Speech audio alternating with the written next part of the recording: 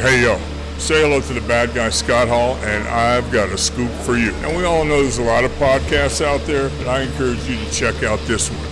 It's called Going In Raw. You heard it here first. Going In Raw. Hey, friendo, Steve here. Hey, Larson.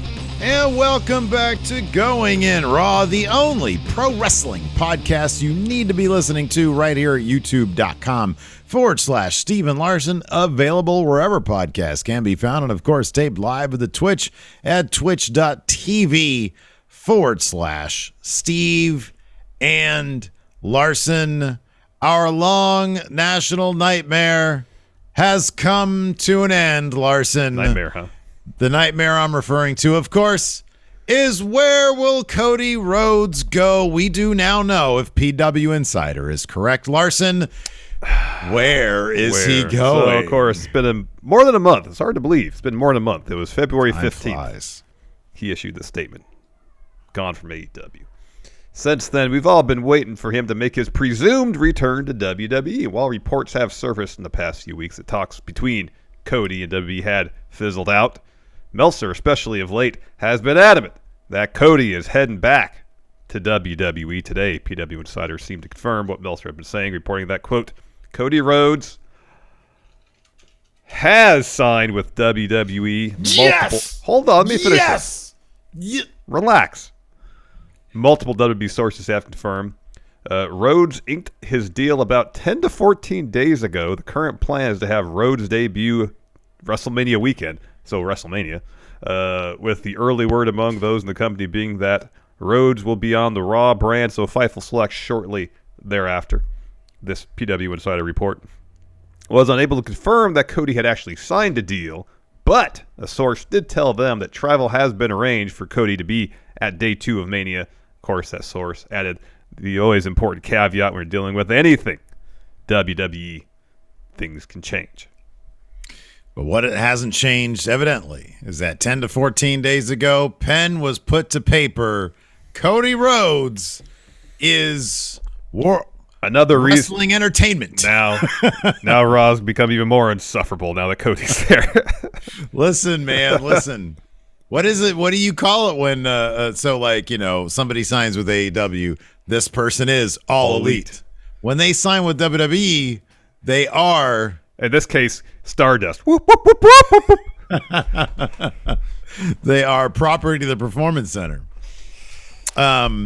Yeah. I mean, this was... This seemed the near certainty all along. Expected. I know. Yeah. I mean, I guess there was a small chance that, they wouldn't be able to agree to terms, whatever. Who knows if there was like a real protracted point where negotiations broke off and there was a bit of a stalemate. I don't know. There's so many different bits of information from so many different places to try to construct like a timeline, a narrative. Yeah. There's a lot of conflicting stuff. But, within the last week, Meltzer was like, yeah, he's going to WWE. Well, I mean, like you said, about a month ago, he elected to leave AEW. The idea was he got a big offer from the WWE. 2 weeks later, he put pen to paper. I mean, if the two major, one of which has been confirmed, and then the other one, which just dropped today, PW Insider, says 10 to 14 days ago he put pen to paper. If that ends up being accurate, then that's it. I mean, a month ago he left, and then 2 weeks later he signed. Yeah, the 2 weeks later, wouldn't that be kind of like right in the midst of talks have fizzled or and whatnot? Oh, probably. Wasn't talks have fizzled was about the end of last week. Yeah, about 2 weeks ago. It was on because it was like the early part of we talked about it exactly week. 2 weeks ago. Yeah, the early part of last week. So yeah. I mean, maybe talks had fizzled and then they defizzled. Who knows? But yeah, I mean, you would suspect. I mean, in negotiations, that kind of stuff just sort of happens. Yeah. So yeah, interesting stuff. It seems. I mean, when you sort of did the math, I don't know, 10 days ago, when Kevin Owens had called out Steve Austin, it was like, okay. When Kevin Owens started talking mess about Texas, it was like, okay, so they're probably not going to do the tag thing if they're going to get what they want, which only leaves the odd man out as Seth Rollins. That's a good match for Cody Rhodes. Seth Rollins can eat a loss. Well, now let's talk point. Let's talk Mania. So seemingly, Cody's not going to debut in advance of Mania. Right. Which is probably a smart move. He's going to debut at Mania. So one of two things could take place. Seth could say, "Oh, I have an idea now how I can get the Mania card." Seth Rollins open challenge. Cody answers. They have a match. Cody wins. Hooray! Or it's just a bit where Seth comes out to do a segment. He's interrupted by Cody. They talk back and forth. No match happens, though. That's a possibility. Yes. That's a possibility. And they save the first match for the next pay-per-view, you know? Yeah. I mean, like the big debut I'm thinking of right now is the Hardy Boys when we were there. Yeah. You know, it was a big moment. They were involved in a match. Seth, you would think that for Seth to really get what he wants, which is sort of the point of this, a match at WrestleMania, not just a match would have to happen. Yeah, I mean, that you would think that'd be the thing. Yeah, that would be, to me, that would be the memorable thing. Would be a match. So yeah, but I don't know. Like your scenario could happen as well. But yeah, regardless, the big entrance is a WrestleMania moment. I mean, now that you think about it, it probably shouldn't be on Raw. Like, they want WrestleMania to be the memorable thing, and have all the highlights from that. That's a big deal. Here's a potential reason you do it before Raw. It's my understanding that WrestleMania ticket sales haven't been that great. You think you can sell some more tickets to WrestleMania? You announce Cody on the card. Is Cody that big of a draw? Depends who you ask. Me? No. Yeah, no, he is. I mean, he would sell. Look, he'd sell 10 more tickets at least. Yeah, and 10 is more than nothing. But you know, they could potentially have their cake and eat it too. You know, if nerds like you and I are putting this dude on the thumbnail saying Cody is signed with WWE, like we have for the better part of the last month. Yes, we've already been doing that. Yes. You know, I've had the WrestleMania logo behind him. I've had the Raw logo behind him. I've had him probably with Vince McMahon in a thumbnail at some point. I think so. So, you know, you would think that maybe, look, dude, the crowds are already chanting Cody. Everybody's expecting him to be at Raw. I know. I would think that would be enough of a ticket sale. I mean, I think that's the crowd that would be like, oh, Cody's going to be there. I'm sad that he's not in AEW, whoever those people are. And then and then they'd be like, oh, I'm going to go to Dallas now. Yeah. You know. Yeah, I'm assuming there's some people there that would react that way. Maybe. We've seen him in our comments. Well, I don't get the hate for Cody. Nobody hates anybody. Nobody hates anybody. I feel like I thought Cody was a wonderful train wreck whenever he was on TV. But I feel like Dynamite is way better since he's not on it anymore. I don't disagree. I think factually you're correct. I think that could be measured scientifically. Yeah, that's objective, not subjective. Objective. It's objective. Objective. That's here's the thing. It'll be fun when Cody shows up because it's exciting. There's something happening. It generates excitement within the industry, and that's cool. It's fun. It's been fun to talk about the last month. You know, and you know, maybe they'll do something interesting with him. He'll do good work. Maybe. Dashing Cody Rhodes. Crazier things have happened. Dashing Cody Rhodes was great when he had the face mask and handing out, paper bags. That was a really interesting angle. I like that. WWE's been stumbling into success for like 5 decades now. I know. So like you got to figure they can keep on doing it. Yep. I don't know, man. We'll see what happens. Is he going to be boring in 3 months? Probably. But for the moment, I think it's pretty cool. Here's the big bummer, of course. This is why I'm actively rooting for him to be on Raw. I need that thumbnail. Because if he's going to show up at night 2 of WrestleMania, what, you think we're not? Do you think for 1 second that night I can make that WrestleMania night 2 thumbnail right now? Yeah. It's Roman Reigns holding both those titles high, man. That's exclusively what it is. I'll make it before it. The video we did for Overrun where Roman Reigns a double title unification thing, yay or nay. Yeah. Where I mocked up the thing. Just use I'll that. go find, or I'll find a W wrestling thumbnail. Repurpose You it. could use that. That's the thumbnail for night 2. Just have Cody poking in the corner. No poking. That's distracting. That's bad design. Well, but at the same time, though, I mean, I feel like you got to have, if Cody's going to be there, you got to have him there. If his debut is at WrestleMania, you got to work him to the thumb. Have I'll put him peeking over Roman's shoulder. I don't know. No, man. Maybe Roman's holding a Cody. All right. No, I'll put him on. He'll be on the Raw After Mania thumbnail because he's going to be there for sure. He'll be there. Because they're not going to have a world champion there. You think Roman's going to show up in the Raw After Mania? I mean, he'll be in town. Let's say he wins. You think he's going to show up? He's their champion too now. Yeah, he should. I mean, he should. He should. As you mentioned, he's their champion as well. So yeah, he should. But then their champion's not showing up on Raw now. That's a fair point. And apparently he's not going to show up between now and WrestleMania based on what he said tonight. This is a good segue to SmackDown. Let's talk about that. So, Brock didn't necessarily draw blood tonight, but he seemingly did attempt at the least assault with forklift.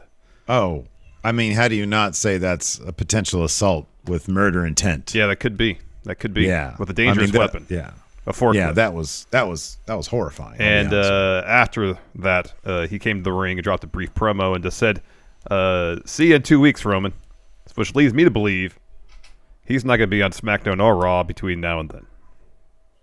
I agree. Yeah, you're right. Which left me thinking, what are they going to do next week on SmackDown for the go home? No, there's 2 weeks. next week the go home? No, it's 2. Yeah, it's 2 weeks. Okay. I mean, tonight felt like a Charlotte. So Ronda's got to get. No, yeah, tonight actually did feel like a go home. There was a lot on SmackDown tonight that felt like. I mean, they're doing clip shows. They'll do like 2 clip shows. Yeah, I mean, can we just stop doing Fridays after tonight then? Is that cool? I mean, if it seems like, hey, maybe the main event segment in the next 2 weeks will involve Pat McAfee. So there's a programming note for you. Larson and I have been discussing not doing Friday nights anymore, but moving our show from Friday nights to Friday afternoon. And we're just going to guess what happens on SmackDown and Rampage and do a recap. So we'll do a recap on Monday, but I like your idea better. Yeah, because let's be honest. Let's not kid ourselves. Rampage is already AEW Thunder. Let's not kid ourselves. You know, it's worth watching because there's usually really good wrestling on the show. But in terms of advancing stories in a major way, not much happens on there. I understand that. SmackDown, which is a major brand show, nothing really happens on SmackDown very much. Let's be honest. Look, let's not fool ourselves. WWE programming generally just lurches week to week towards the next pay-per-view. Yep. Somehow, some way, they're able to advance stories with nothing actually happening. It's weird. It's actually quite remarkable. They should be applauded for that. It's impressive. How can you advance stories at such a rate when your programming is dramatically inert, you know? And narratively just completely vapid, you know? It's totally true, though. How do they do it? I don't know. Oh, I mean, man. I guess you get the same match over and over and over and over and over again. I guess that's their idea of like hitting a story beat. Hey, let's have 5 weeks in a row of the same match. Yeah. All right, what happens next? We do it again. You know. Chief Frog Splash says, you guys got to do what you got to do, but I must say you guys are a big part of my Friday nights. We're looking at like, well, if you're on the East Coast, like an early evening gaming thing on Fridays, potentially. Yeah. We'll see. We're still talking about it. Yeah. But we want our Friday nights back. So anyways. I'm having a hard time finding the hours to watch the rest of season 2 of Righteous Gemstones on the nights we already have off. I haven't seen the first episodes of Winning Time. That's important. Yeah. That's important. We have other TV to watch. SmackDown and its dramatic inertness can wait. Yeah, that could wait till Monday. I mean, there'll be Fridays like go home shows. We still might do live. You know, it's not. I think it's not going to be a hard and fast thing. It's just going to be we should base it exclusively on the preview for SmackDown. Like we wake up, see if there's a SmackDown preview on or available, and it's like, oh, this week Kofi Kingston responds to Pat McAfee. Well, nope, not doing that. Not doing that tonight. Sorry. Yeah. Yeah, but no, for important stuff, like, look, the go-home Rampage is usually pretty decent. Yeah, 'cause like, that's usually a live. big deal. That's Live a big deal. Rampages, usually they advance story on those shows. They usually make a thing out of live Rampages. And then, yeah, the go-home SmackDowns, I think we'll probably still, yeah, we'll see. We're gonna continue with this current schedule through WrestleMania, and then after that, I would suspect the week after, like the WrestleMania week, Mania. Yeah, SmackDown after Mania. That'll be our last one, and then we'll do them sporadically from time to time, once a month or so. All right, let's take a quick break here to get a word in from our sponsor, Factor. You know, Larson, much like the mighty grizzly bear, I tend to stay in quite a bit during the winter, but unfortunately for me, I don't get to hibernate. I'm just too busy doing stuff for Going In Raw, Wrestle Juice, for Friendo Club TV. Plus, I got to watch all that wrestling every single week. Doesn't give me a whole lot of time to sleep 24 hours a day or do a lot of cooking in the kitchen. But I have found a way to eat well without having to worry about meal planning or prep now that I've got Factor. Factor makes it easy to eat clean 24/7 with fresh, never frozen, pre-prepared meals that are so delicious you wouldn't believe they're actually good for you. And they're ready to eat in 2 minutes. Factor's chef-crafted meals are delivered directly to your door, so that means you don't have to go out to do any grocery shopping. That means no meal prep, no cleanup, and no washing dishes. Steve, pretty sure I've told you this before. I can't stand washing dishes. Oh, man, I know it. But listen, Factor's got a team of registered dietitians and expert chefs who work together to create delicious meals with nutritious ingredients. Plus, Factor's got variety. With more than 29 meal options each week, you'll never get bored. Factor offers vegan and veggie meals, cold-pressed juices, smoothies, energy bites, low-calorie options, keto meals, and a lot more to keep you fueled and focused all day long. You get everything you ever wanted when you deal with Factor. So head to go.factor75.com/raw120 and use code RAW120 to get $120 off. That's code RAW120 at go.factor75.com/raw120 for $120 off. But anyways, as far as SmackDown's concerned, somebody in the chat here said it was fairly breezy. It was breezy. I thought that being said, look, there was at least one terrific match with a shit finish. Yeah, that match was great. That was a great match. Really good. That was a really good match. It had a DQ finish, but it advanced Natalia and Shayna getting into the match. But here's the thing. They lost to Sasha and Naomi last week. They've already lost. Now, if they had won that match, you'd think, okay, they can get in. But they lost the match. They come out and just beat them up. Yeah, man. And then they get in. Yeah. It's ridiculous. Sonya liked the Moxie. She liked the Bruce Lee shirt that Shayna was wearing. Speaking of things that don't make sense, I love when they try to explain Pete Dunne's backstory with Sheamus and Ridge Holland. So I missed this. What the fuck? What happened? So commentary said when they came out for their match, for Ridge's match against Kofi, that they all used to hang out in the pubs of Ireland. They all used to hang out in the pubs of Ireland. Now, there's several issues with this, and they actually mentioned one of the issues is that Sheamus is from Ireland. Yes, Pete correct. Dunne and Ridge Holland, I believe, are both British. Correct. That is factual, yes. So not to say that they couldn't travel or something, but come on. Also, they could, yeah. Sheamus has been wrestling for WWE, whether it be FCW or main roster, since 2006. Yeah, right. Pete Dunne was probably 10 years old when Sheamus came here. Yeah, to start wrestling. Sounds right. Yeah, that's about the math adds up there. And of course, they just completely retcon this. The first time Ridge Holland met Sheamus was his debut on SmackDown. It was like months ago. He was a fan, and then he met him. How do you all of a sudden retcon these three men, of two of which are a vastly different age than the other one? How do you retcon them as all drinking buddies from days past? Wade Barrett, maybe. Drew McIntyre, perhaps. But Butch and Ridge Holland, a couple guys, I don't know how old Ridge is, but I'd be shocked if he was over 30. Yeah, early 30s at most. Let me ask you this. Yeah. Maybe not. I was going to say, what are the odds that Pete Dunne met Sheamus for the first time during his debut? But Pete Dunne's been up on the main roster enough that maybe they've met before. Rich Holland's actually 33. Okay. Early 30s, but still. The point. I the forgot point he had a whole rugby career. Or something. But the point stands that he's probably 7 to 10 years younger than Sheamus is. I would suspect as such. It's like the funny thing is. Yeah, Sheamus is 44. The funny thing is, it ain't difficult to fit the pieces together. It's really not. Oh. But to just try and wrap it all in one sentence, like instead of saying these men have history together, like did they find an Irish pub in like where are they? North Carolina? Yeah. Sure. Were they? Where were Charlotte? they? They were in Charlotte. They were in Charlotte. Yeah. Did they find one at 3 p.m. today? Were they all hanging out there? Did he literally mean, these guys used to hang out in Irish pubs together because they just find them when they go for over the past 2 weeks. Now they're on tour. Maybe. Like, there's history with Ridge Holland and Pete Dunne. Of course, it's in NXT, so I'm not going to acknowledge that, but you could.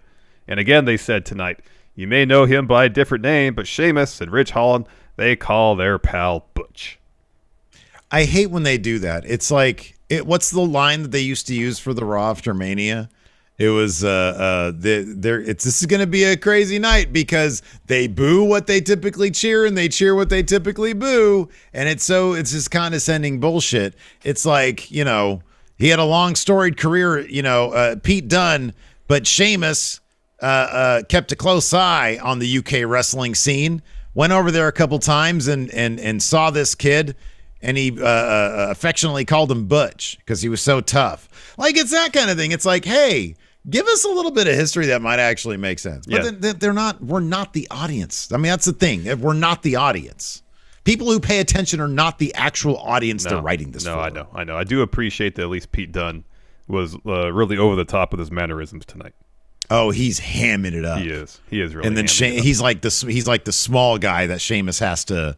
He can pick up swiftly. Yeah, he's with the wild no card, effort, though. and he's doing this shit. He's a wild card. He's the wild card. He'll do his best to get this whole thing over, but it's off to not a great start. I guess we can just kick things off. Start with Roman Reigns coming down the ring, tells the crowd Charlotte to acknowledge him. They do. Acknowledge me. He says tonight is a special night. It's the first night he gets to see Brock face to face since he smashed him at Madison Square Garden and made him bleed all over New York. He says, and once I see Brock's face, I'm going to make him bleed all over Charlotte too. So then Heyman interrupts and shows Roman his phone. And he says, Brock ran into some bad weather getting out of Saskatchewan. His flight has been grounded. He won't be here tonight. He's like, oh, I'm sorry, my tribal chief. So Roman's like, I fulfilled my obligation. Because the crowd's chanting, I want Brock to be here as well. But let's not blame Brock or the private jet or the weather for this. Brock is scared of me. And he says, as he should be, because I'm in God mode. And there isn't a man that can touch me. And he's got a new shirt that says God mode on it. It's so ugly, too. It's terrible. It's so fucking ugly. So then Heyman suddenly interrupts him again. And Roman's like, you already told me what you wanted to tell me. Yeah. Stop. People paid. Like, wise man, they paid to see me. Yeah. Hear what I have to say. And Heyman shows him the phone. And it says, Brock's plane has landed. And he's on the way. On the way where? On the way. And Heyman's like, what do we do? What are we going to do? And Roman says, I know what I'm going to do. Wrap this up and you're going to take it home. He said it with such a panicked voice. I know what I'm going to do. Wrap it up and you're going to take it home. And then him and the Usos split. Heyman comes running after him. Yeah. And so the Bloodline, they go backstage. They get in a waiting SUV. Brock, and then you hear beep, beep, beep, and they look over and Brock drives up in a forklift. He smashes, and it's all like tons of coverage, so it's all in cuts. It's all pre-filmed. So he smashes in the driver's side windows, and then as SmackDown rolls on. Back from commercial, they show us what happened during commercial break. Brock picked up the SUV with the forklift, dumped it on its side. They escape.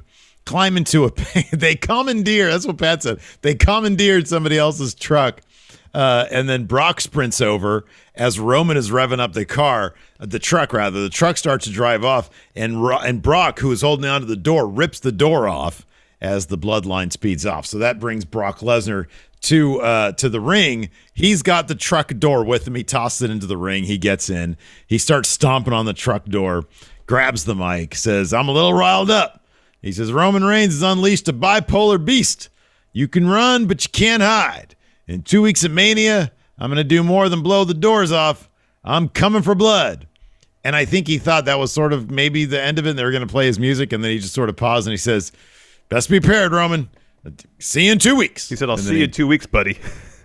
Buddy. Yeah, and he tossed the mic. It's probably what he calls him in real life, dude. Yeah, probably. He tosses the mic, and he stomps off. He does. Then we get Rick Boogs and Shinsuke Nakamura taking on Los Lotharios. Fun enough match. Both teams are pretty good. Los Lotharios have been putting on really good performances. Consistent. Boogs is so silly. He is really silly. Who is it? Our old friend Burl pointed this out to me. He said Boogs had the double fist Star Trek punches, the old Kirk, because he was doing. Oh, yeah. He was laying people out with the double fist punches. Yeah. And Kirk used to do that to the Gorn. That's right. So anyways, Los Lotharios are dominating early. Nakamura is one who's isolated. He gets the hot tag to Boogs. He goes on a run. He shoulder presses, I think, Carrillo. And then he pump handles Garza. But rather than put him all the way up on the shoulder, he does some curls with him first, some bicep curls, then hits the Boogs Cruise to get the win. Mm-hmm. Yep. After that, we had the Viking Raiders and Drew McIntyre taking on Happy Corbin, Shanky, and Jinder Mahal. We had a little interview first, asked if they were ambushed last week, backfired, and Baron's like, "What? Look, I ran over Drew. Mania weekend's going to be the best weekend of my life. Nothing's going to bring me down." He asked Moss for a joke, but instead he makes a Happy Corbin, a happy talk, nappy talk, saying that it's going to make it go to sleep. Corbin's reaction was pretty funny because he just looked shocked and saddened by. Yeah. What do you think of Corbin's new shirt? Did you notice that? Oh, was that his merch shirt? Yeah, it's not bad. I liked it. I was like, oh, that's a cool looking shirt, but I didn't notice what the design was. I just saw like the basics of it. Yeah. That's cool. That's not just a black shirt with Happy Corbin. Let me take a look at this thing. Yeah. No, it's on WWE Shop. That's cool. Yeah. Man, I like Corbin. I really do. Oh, wow. New Brock Lesnar shirt. That's kind of cool. Oh, wow. Got like a cool Brock Lesnar. Remember the old Undisputed title, the first one he had? Yeah. It's that, but the strap has like the spine spikes. Yeah, I saw that on it. That's cool. So anyways, Drew gets the hot tag from Ivar. Baron's in the ring. Then he tags out and leaves. He wants nothing of Drew. Shanky gets tagged in. He just beats the heck out of Shanky. Clotheslines Jinder out of the ring. Hits Shanky with a Michinoku driver. Follows with the Claymore to get the win. Yeah. Then we got a Sami Zayn promo. He says, "I should have the Intercontinental title right now, but I don't. And that's because of Johnny Knoxville. You've ruined my life, and you've done it all with your juvenile pranks and little stunts." He says Knoxville seems intent to bring his world to Sammy. So now I'm going to show Johnny what this world is really like. Proposes they add a stipulation in their match at Mania. Anything goes. Anything goes. Yeah, that's going to be good. Hey, this shirt is cool, man. The Happy I Corbin like one? this. I like this freaking this is legitimately like a good design. Mm-hmm. That's cool. Anything goes. That's going to be fun. Knoxville, he's going to be down for anything, man. That guy's been through a lot. After that, we had a really terrific. This was really good. Match. Sasha Banks and Naomi versus Liv Morgan and Rhea Ripley. Carmella and Zelina were ringside. But gosh darn, man, this is one of those matches. Whenever there's like a long, really good match, either watch it or don't. Like, we could sit here and run down all the stuff. Yeah. But this was really cool good. Stuff. It was just a bummer that it ended in the wonk finish. Yeah, they could have had Liv eat the pin because she does that a lot. But they want to keep him strong for Mania. Nobody wins. I get it, but I understand it too. They want to establish Shayna and Natalya as a contender in the match. Have a way for them to get into the bout, even though they lost last week. But still, yeah, when you see this quality of a match, you want to see a finish, like a real finish to it. Yeah, and not absolutely. just something wonky like this. So yeah, in the end, so they Sasha and Naomi are looking for a double superplex on Rhea. Liv, who had been tossed out of the ring, gets back in, hits a Tower of Doom, and then Natalya and Shayna run in. They attack everybody. Carmella and Zelina get in to join the brawl, and they just hold up the tag titles to Shayna and Natalya, and that's kind of it. Yeah. We get a little bit more on that situation in a little bit, but first we had Johnny Knoxville with a Matt Chat question. He said, I've made a career out of disregarding my common sense. He says, he goes on and he lists, he mentions Butterbean knocking him out with one lucky punch. He mentions a couple things from Jackass. He says, Sammy's a great competitor, so on Mania Sunday, he says, I can take whatever Sammy can dish out. He says, if you want to make our match anything goes, then I accept.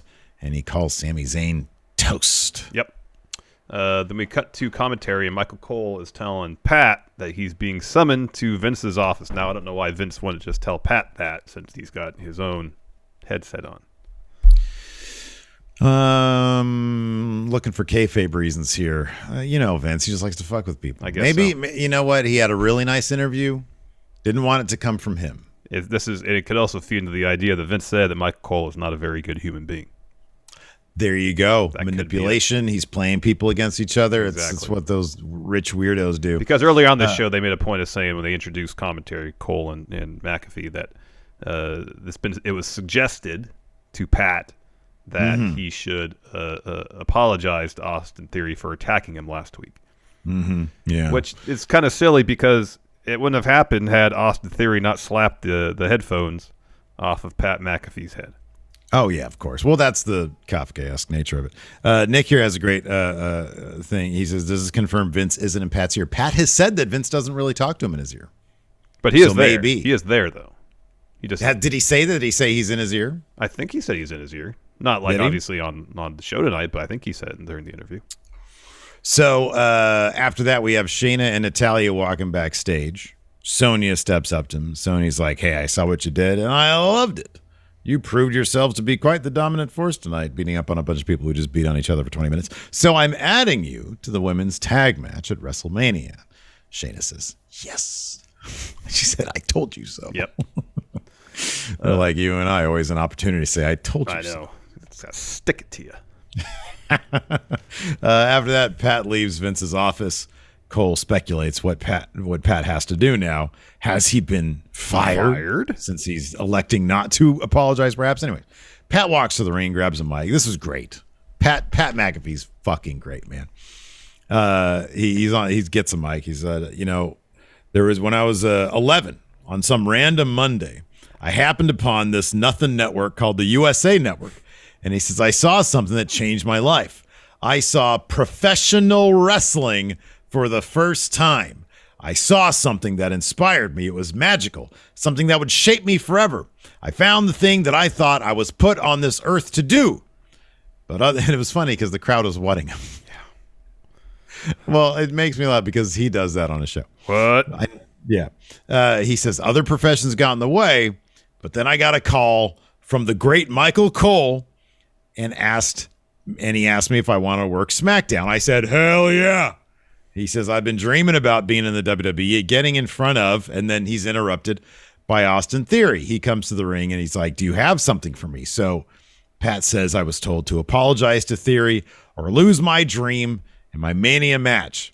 And he says, Austin Theory, I'm so... He has to stop himself. He's Austin Theory. Collects himself and he says, Austin Theory. And he really gets into it. He says, I'm sorry for beating your ass last week. I'm sorry your parents raised a douchebag. I'm sorry I made you relevant. I'm sorry that you're a punk bitch. And then Theory, he looks offended, but then he just goes up, big old smile, takes a selfie, shoves Pat and says, I got my apology. And he leaves. He said, you had to apologize to me. And that was his only take. That's his win, yeah. Yeah. That was his win. After that, Pat was so good in this. Yeah, he was really good. So after that, we got Kofi versus Ridge Holland. I'm happy they mentioned during this that Ridge had apologized to Big E for last week. and didn't make it necessarily the central part of the story they were telling here. This is definitely not an old school thing.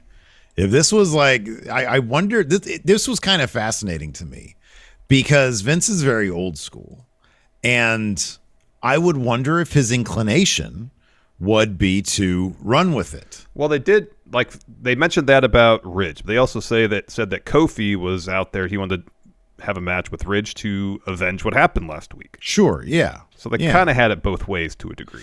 Yeah, sure. It's just in the old days, they would use this to get nuclear heat. Ridge would walk out with a neck brace mocking the situation. That's how they used to do it. I wonder just how much, Ridge has been placed in a situation. Sometimes I get they put people in situations they maybe shouldn't be in. I remember the horrific injury that Ridge had to, with his legs in NXT. Yeah. And I felt so bad for the guy, but it honestly looked like, I don't know. I'm not going to say, but it's like, man, maybe the dude needs a lot more reps before he's in such a bright spotlight, and you never know. It's wrestling, accidents happen, et cetera, et cetera. But for whatever, he probably legitimately feels just awful. Yeah. And, I know it was reported that he visited him in the hotel. Hospital, yeah, the hospital. The hospital, yeah. And the poor guy's probably been taking a licking on social media, too. So it's best in this situation to diffuse it. Yep. You don't need to get that heat, Nope. So, yeah. Thank you, Jorge. The local medical facility. My bad. Yeah. So the finish of this especially was pretty overbooked. So Ridge catches Kofi's attempt at a Trouble in Paradise. What's that? Oh, sorry. Michael Soto said the Gargano Ridge Holland thing too. I totally forgot it. Jesus. Reps, man. Reps. Yep. So Kofi escapes that, kicks Ridge. He goes up top. Sheamus distracts the ref so then Pete Dunne can push Kofi off the top rope. So the ref kind of gets an idea that something happened there. He throws Pete Dunne and Sheamus from ringside. So Ridge is protesting. So Kofi rolls him up, gets a 2. So Ridge is looking for his finish. Kofi escapes that, hits a double stomp. So the Dunne, at this point, Sheamus and Dunne are barely halfway up the ramp. Dunne sprints back to the ring, slides in. Sheamus has to chase him down, pull him out, and that distraction allows Ridge Holland to hit Kofi with his finisher to get the win. Yeah. After that, we had a Charlotte Flair promo, and that's going to do it for the show. This is our main event segment. Yeah. So she comes out. She says, when you're Charlotte Flair, you always have a plan. Ooh. So last week, I showed Ronda why I'm the most dominant and decorated woman in sports entertainment history. No one's caused Ronda more pain than me. She said I was seconds away from making Ronda tap, and that was just a taste of what's come at Mania. She said, I am the mountain that Ronda has to climb to make a legacy here, but I kicked her ass all the way back to the bottom, and when Ronda loses at Mania, she'll cut and run, have another baby again. She says she doesn't have the spine, the passion, the grace to become the 13-time women's champion.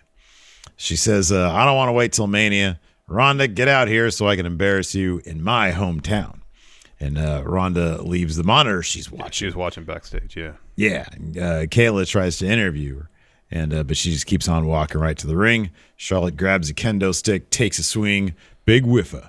She looks for the armbar. Charlotte escapes. Ronda looks for the armbar. Charlotte escapes that. Dumps Ronda to the floor. Ronda slams Charlotte on the ring post a couple times. Charlotte looks for a big boot.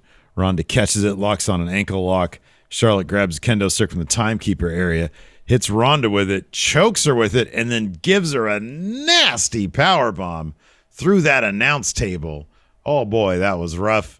Ronda had like some blood coming from her mouth. So it was a pretty vicious attack here from Charlotte to Ronda, and that is your SmackDown for the week. All right, let's go ahead and answer some questions.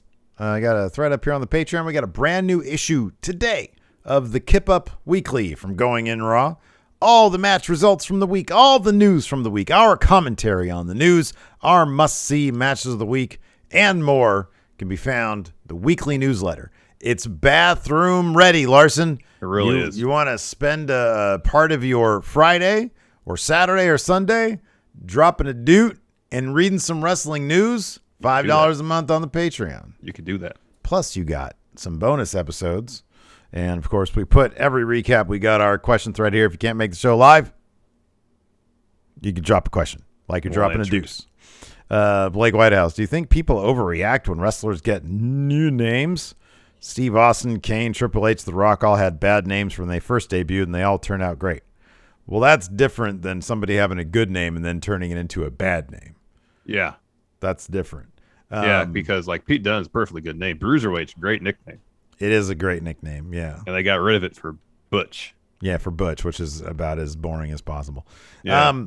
No, I think that I think it's when people react to name changes, you can maybe consider it overreacting. I think it's an emotional response to having your intelligence insulted. Nobody likes to have their intelligence insulted. It is blatantly obvious why they're doing this, and it's not even a bad business reason, changing people's names so that they WWE can exclusively trade on their intellectual property. Mm-hmm. I actually don't have a problem with that. My problem is, just like we saw tonight on SmackDown, sort of feeds into it. They just sort of make shit up without any rhyme or reason. There is no story-based reason for what they do. And if there was, I would be okay with it. I'd be fine with it if there was a story reason for it. It would make it better, that's for sure. It would make it better. Dingham Q says, check out the 22-minute interview Stone Cold did with Rich Eisen on March 16th. It was great.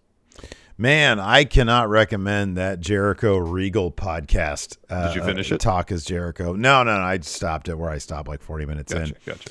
But just the first 40 minutes of it was outstanding. It really is. I'm about a half hour in. It was really good. It is really good. And it really makes you think about what these people do for our entertainment's sake, putting their bodies through this shit. Mm-hmm. It is really, really good. I'm looking forward to finishing it this weekend. So let me get this in real quick because we didn't talk about this. I didn't put it in my notes. So Jorge Diaz. So what's the end game for the Nakamura Boogs Toyota Tundra commercials? Ride one into Mania. Actually like them because it shows them bonding outside the ring. They said tonight was the last one. Yeah, that's what they said. Yeah. And the sun was setting. They had a fire going, and Nakamura had his marshmallow. No, I thought they were lovely. They're Toyota commercials, but they really are lovely. They do way more to flesh out the characters in these 90-second Toyota commercials than they do on 2 hours of television. Yeah.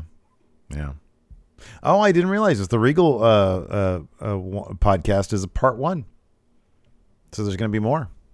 Oh, I think he was on the show before because they mentioned that. Maybe that's what I don't know. Maybe it is part 2. I mean, because in the intro, though, Jericho says, hey, I was hoping to talk about stuff we didn't get a chance to, so hopefully we can have him on another time. Oh, okay. He said that at the very beginning. I think he also said that Regal had been on his show prior to that. Okay. Soken Rose says, now that Cody is signed with the WWE, will the WWE treat him... Oh, sorry. Dex Guns says he rambled on. Jericho asked for him on next week. So okay. That's awesome. Right. That's great. Sorry to interrupt. Go ahead. Soken Rose says, now that Cody has signed with WWE, will the WWE treat him as a big star, or will he be just another John Morrison? So I don't think he's going to be a John Morrison. That's going pretty down far the ranks. I see him as a Miz or better.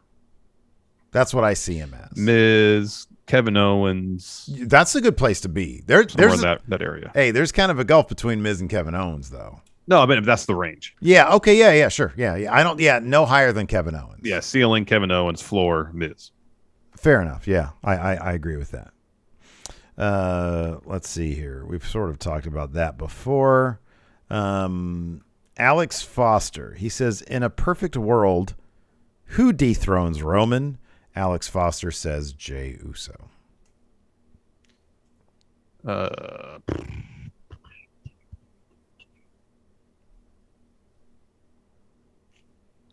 In a perfect world, huh? It will probably be either Braun Breaker or Gable Steveson. That's who it will probably be. I could see it being Gable Steveson. I'd be kind of surprised if it was Braun Breaker. I think you need a lot more out of a dude than what Braun Breaker brings. As far as in a perfect world, EV's got it here. I could see Austin Theory. If number one, Austin Theory needs to ditch the what was Cena's name? Prototype. They need to ditch the prototype gear. It's so generic. It is. When he comes out and jorts. attacks people, jorts is one way to go. I was just gonna say like a nice outfit, like have him dressed to the nines, and then when he wrestles, maybe you can put him in that shit. But no, I think Austin Theory is a great name. Dude, I don't know. They have built him up so much. I know. They have built him up so much. I know. Yeah, there you go. Wardlow. Maggie says Wardlow when he jumps ship. Oh, could be. Wardlow would be sick. White Brownie, if the Raw after Mania we get call-ups, and considering we know who the champs will be, which talents make sense for both brands? I don't think we're getting call-ups. Call-ups with Raw after Mania? Yeah. We're already sort of getting our Ciampa. Yeah. Well, I could see Ciampa. Yeah, it's probably going to be Ciampa. He's basically already called up, though. Yeah, sure. Yeah. Dolph Ziggler. There you go. He's going to get his call-up. Miz. Dominic Mysterio. Rey Mysterio. Yeah. There you go. Let's see. Gunther.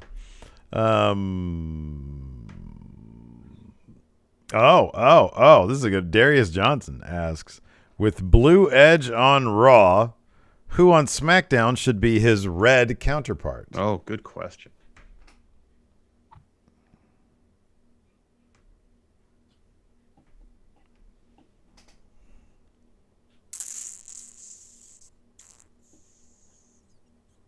It's funny that SmackDown sort of lacks all of those. Like those sort of upper mid-card guys. It's like Drew and that's it. I know. Yeah, there you go. Red Drew. I guess that could work. I suppose. Pat McAfee. Red Pat. Red Cody. Yeah, it could have been Red Samoa Joe. Boy, could you imagine him busting out those computerized man promos? Oh, wow. Let's see here. Cesar Areza. Which faction in AEW do you guys will hold all the gold? Oh, I mean, ideally there'll be the Danielson Mox. Man, if they did a 2-man power trip, holy shit. I would love that. Both of them with tag titles, one of them AEW champ, the other TNT champ. It'd be amazing. That would be fantastic. Amazing. That'd be, Tony, just say it to camera, Steve. Tony, listen, Steve here from Wrestle Juice. Me and my colleague from Wrestle Farts, Larson. Hi, Tony. You got to loosen it up a little bit. All right? Hangman can lose to Mox. Have them be this nasty faction and have him learn from getting beat down by this violent faction, whatever they're going to call them, School of Violence, whatever. And then he has to come back around and get it back. But for that 3-month period between pay-per-views, let that 2-man power trip run wild. Loosen up. Yep. Yeah. It's a great idea. Tear up all your plans, Tony. Do it. He's watching. Rampage ain't on right now. Soon, though. Pretty soon. 15 to 30. Assuming the game doesn't go to overtime. Minutes. Correct. Let's see here. Oh, Moses opposes. This is a good question. Who's going to be AEW Scott Hall in terms of great wrestler to never hold the title, but definitely deserved it? Oh, wow.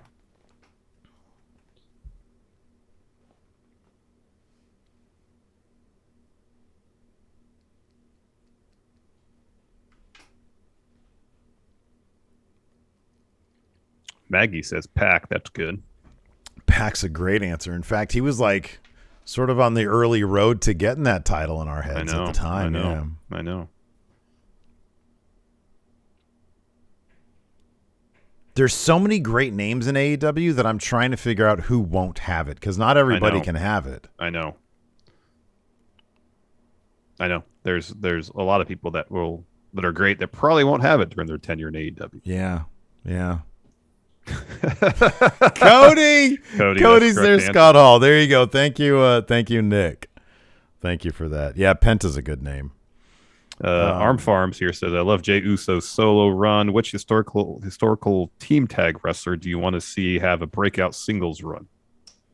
Which historically tag team wrestler do you want to see have a breakout singles run? Yeah, his was a really good run. It was. That was great. Oh, Gable's been a singles guy before. Mm-hmm. Jorge Diaz, good answer. Montez Ford. Oh, yeah. That's the answer right That's there. That's got to happen. You would think that's got to happen. I could also see Vince running with the Street Profits for 20 years. I could totally see that shit. Yeah, that's a possibility. Because I get the feeling these days, once something works, they stick with it. Mm-hmm. Xavier Gray says, I've been reading reports about how bad WWE's creative team is for the writers who are working in that company. The funny thing is that nobody reports about AEW's creative team having any issues because there is no creative team there. It's just Tony Khan. It's Tony Khan. Yeah. Dang MQ and kayfabe, why didn't King Woods show up to help Kofi? He's cleared. He wrestled at a house show. Yeah, that's true. Yeah, I think they're probably saving that for Mania. I would think if the idea was they were going to do the 3-on-3, for Mania. Ridge got the win this week. Maybe we'll see that and they go home next week, or maybe Kofi will be like, "I got a friend, I got a partner." Yeah, and they'll just show up at Mania. I don't know. Could be. I don't know. Anyways, thanks everybody for tuning in. We appreciate it. We'll see you guys on Monday. I may or may not do some streaming stuff this weekend over at twitch.tv/MFSteve here. We'll see. Till next time, we'll talk to you later. Goodbye.